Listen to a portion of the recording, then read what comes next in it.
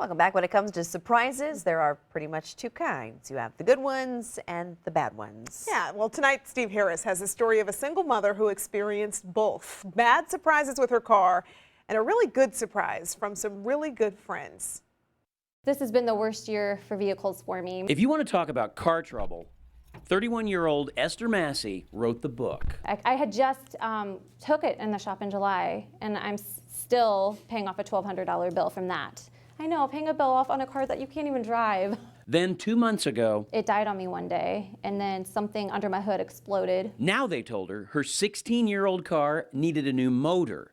The price tag, $3,000. I've been working like crazy trying to save up. I had only at this point saved up $400. Esther works long hours in the ER here at Barnes Jewish Hospital in St. Peters. She's also going back to school to be a nurse, and she's the single mom of a 7-year-old. She was borrowing her mother's car to get to work and to school. Things weren't looking good for Esther until Stephanie Barry enters the story. She's a nurse in the ER, sometimes working with Esther. I just kind of felt touched to do something. So she secretly asked fellow employees for donations to help fix Esther's car.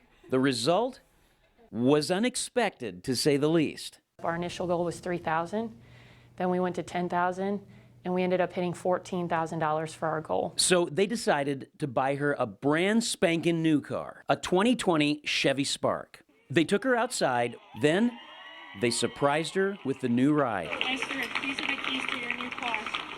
It's paying off. All of these people.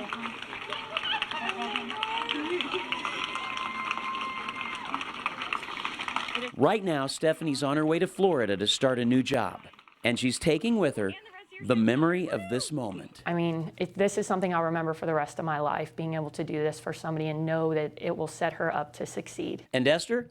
Well, her car troubles are now in the rearview mirror. I didn't realize I had that kind of support system here until this happened.